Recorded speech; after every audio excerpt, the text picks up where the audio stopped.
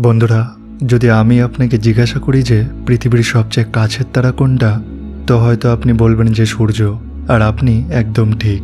কিন্তু যদি আমি জিজ্ঞাসা করি যে সূর্যের পরে পৃথিবীর সবচেয়ে কাছের তারা কোনটা, তো ঠিক এই জায়গাতেই গল্পটা রোমাঞ্চকর হয়ে ওঠে। কারণ সেই তারাটির নাম হলো প্রক্সিমা সেন্টোরি। আর এই তারাটি সম্পর্কে বিজ্ঞানীরা এমন কিছু আবিষ্কার করেছেন যা পুরো মানব সভ্যতার ভবিষ্যৎ বদলে দিতে পারে।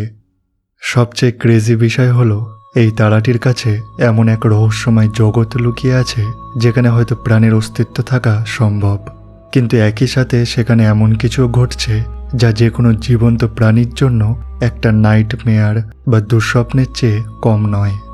প্রথমে আমাদের বুঝতে হবে যে মহাকাশের দূরত্ব পরিমাপ করা কতটা মাইন্ড ব্লোয়িং।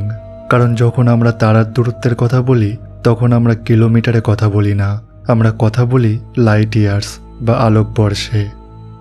আলোকবর্ষের মানে হলো আলো, যা এই পুরো বিশ্বব্রহ্মাণ্ডের সবচেয়ে দ্রুতগামী বস্তু, যার স্পিড হলো প্রায় 3 লক্ষ কিলোমিটার প্রতি সেকেন্ডে।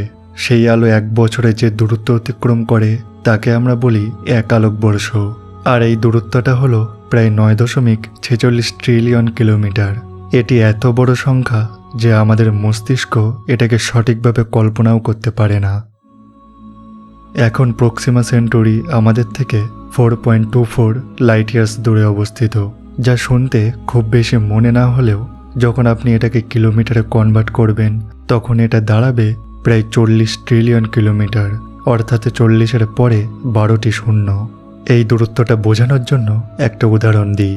আমাদের তৈরি সবচেয়ে ফাস্টেস্ট স্পেসক্রাফট ভয়েজার 1, যার স্পিড হলো প্রায় 17 কিলোমিটার প্রতি সেকেন্ডে, যদি তাকে প্রক্সিমা সেন্টোরির দিকে পাঠানো হয় তবে সেখানে পৌঁছাতে তার সময় লাগবে প্রায় 73,000 বছর। আর ভেবে দেখুন, 73,000 বছর আগে তো আমরা গুহায় বসবাস করতাম। তো এই ডিস্টেন্স সত্যি মহাজাগতিক। তবুও প্রক্সিমা সেন্টোরি আমাদের সবচেয়ে কাছের প্রতিবেশী, আর সেই কারণেই বিজ্ঞানীদের নজর সবসময় এই তারাটির উপর থেকেছে। কারণ ভবিষ্যতে যদি কখনো আমাদের অন্য কোনো স্টার সিস্টেমে যেতে হয় তবে প্রক্সিমা সেন্টোরি হবে আমাদের প্রথম এবং সবচেয়ে লজিক্যাল চয়েস। প্রক্সিমা সেন্টোরি আসলে একটি রেড ডোয়ার্ফ বা লাল বামন তারা। রেড ডোয়ার্ফ মানে হলো এটি আমাদের সূর্যের তুলনায় অনেক ছোট এবং ঠান্ডা। যেমন আমাদের সূর্য হলো একটি ইয়েলো ডোয়ার্ফ, যার সারফেস টেম্পারেচার প্রায় 5500 ডিগ্রি সেলসিয়াস। সেখানে প্রক্সিমা সেন্টোরির টেম্পারেচার মাত্র 3000 ডিগ্রি সেলসিয়াস। আকারের দিক থেকেও এটি আমাদের সূর্যের মাত্র 12%। অর্থাৎ সূর্য যদি একটা বাস্কেটবল হয় তবে প্রক্সিমা সেন্টোরি হবে একটা গল্ফ বলের সমান। এখন আপনি হয়তো ভাবছেন যে এত ছোট এবং ঠান্ডা তারার মধ্যে আবার বিশেষ কি থাকতে পারে, কিন্তু এখানেই গল্পটা মোড় নেয়। 2016 সালে বিজ্ঞানীরা এমন এক আবিষ্কার করেন যা পুরো বিশ্বকে চমকে দেয়। সেটা হলো প্রক্সিমা সেন্টোরি বি নামের একটি প্ল্যানেট, যা এই তারাটিকে প্রদক্ষিণ করছে। আর সবচেয়ে শকিং বিষয় হলো এই প্ল্যানেটটি তার তারার হ্যাবিটেবল জোনে রয়েছে। হ্যাবিটেবল জোন হলো কোনো তারার চারপাশের এমন একটি অঞ্চল যেখানে খুব বেশি গরমও থাকে না, আবার খুব বেশি ঠান্ডাও থাকে না। ফলে সেখানে পানি লিকুইড ফর্মে থাকতে পারে, আর যেখানে লিকুইড ওয়াটার থাকে সেখানে প্রাণের সম্ভাবনাও তৈরি হয়। আমাদের পৃথিবীও সূর্যের হ্যাবিটেবল জোনে থাকার কারণেই এখানে জীবনের বিকাশ ঘটেছে। প্রক্সিমা সেন্টোরি বি এর আসল তথ্যগুলো বেশ আকর্ষণীয়। এটি সাইজে আমাদের পৃথিবীর মতোই, পৃথিবীর চেয়ে মাত্র 1.17 গুণ বড়। এটি নিজের তারাকে মাত্র 11.2 দিনে একবার প্রদক্ষিণ করে ফেলে, অর্থাৎ সেখানকার 1 বছর হয় মাত্র 11 দিনের। কারণ এটি তার তারা থেকে মাত্র 75 কিলোমিটার দূরে অবস্থিত, যা পৃথিবী এবং সূর্যের দূরত্বের মাত্র 5%। কিন্তু তা সত্ত্বেও এটি হ্যাবিটেবল জোনে আছে, কারণ প্রক্সিমা সেন্টোরি একটি অত্যন্ত অনুজ্জ্বল তারা। এটি সূর্যের তুলনায় মাত্র 0.00017% এনার্জি রিলিজ করে। তবে এখানে একটি বিশাল প্রবলেম রয়েছে। প্রক্সিমা সেন্টোরি বি সম্ভবত টাইডালি লকড। এর মানে হলো গ্রহটির একটি পাশ সবসময় তার তারার দিকে মুখ করে থাকে, আর অন্য পাশটি সবসময় অন্ধকারে ডুবে থাকে, যেমনটা আমাদের চাঁদ পৃথিবীর সাথে টাইডালি লকড। এর ফলে গ্রহটার এক পাশে চিরন্তন দিন আর মারাত্মক গরম, অন্যদিকে চিরন্তন রাত আর বরফ জমা ঠান্ডা। তবে বিজ্ঞানীরা মনে করেন এই দুই অঞ্চলের মাঝখানের সীমান্ত এলাকা, যাকে টার্মিনেটর জোন বলা হয়, সেখানে হয়তো আবহাওয়া কিছুটা সহনীয় হতে পারে, যেখানে এক পার্মানেন্ট সূর্যাস্ত বা সূর্যোদয়ের পরিবেশ থাকে।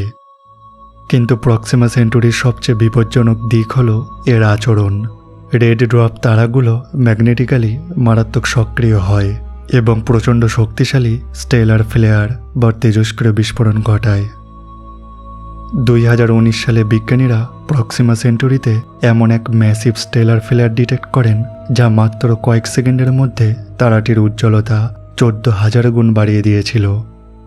এই ধরনের বিস্ফোরণ প্রক্সিমা সেন্টুরি বিকে এত পরিমাণে ক্ষতিকর রেডিয়েশনে ভিজিয়ে দেয় যে যদি সেখানে কোনো বায়ুমণ্ডল থেকেও থাকে তবে হয়তো তা বহু আগেই ধ্বংস হয়ে গিয়েছে। তবুও বিজ্ঞানীরা আশা ছাড়েননি, কারণ পৃথিবী নিজেই প্রমাণ করে যে প্রাণ কতটা রেজিলিয়েন্ট।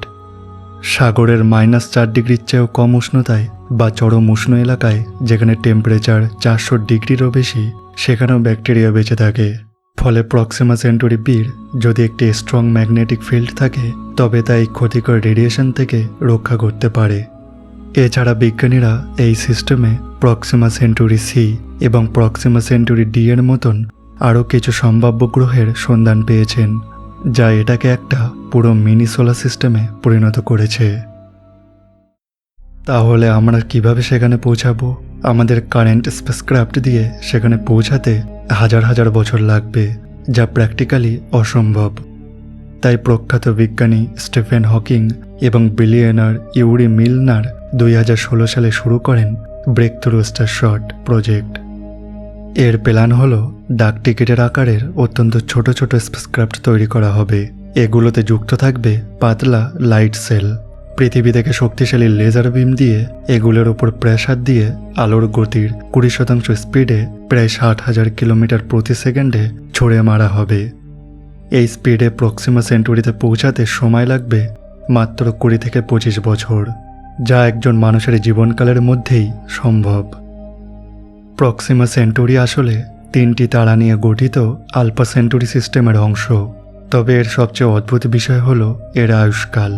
আমাদের সূর্য হয়তো 500 কোটি বছর বাঁচবে, কিন্তু প্রক্সিমা সেন্টুরির মতো রেড ডোয়ার্ফ তারাগুলো প্রায় 4 ট্রিলিয়ন বছর পর্যন্ত জ্বলতে পারে, যা মহাবিশ্বের বর্তমান বয়সের চেয়েও 290 গুণ বেশি।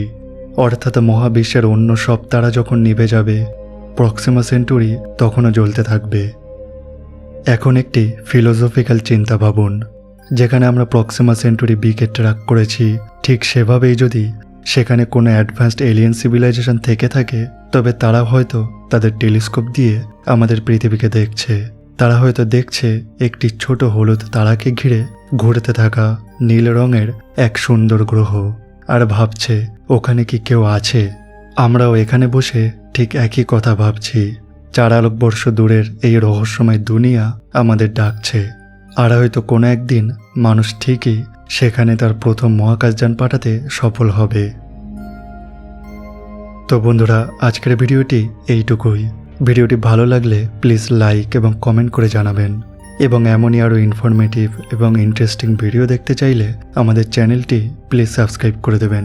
Thanks for watching, take care, bye by.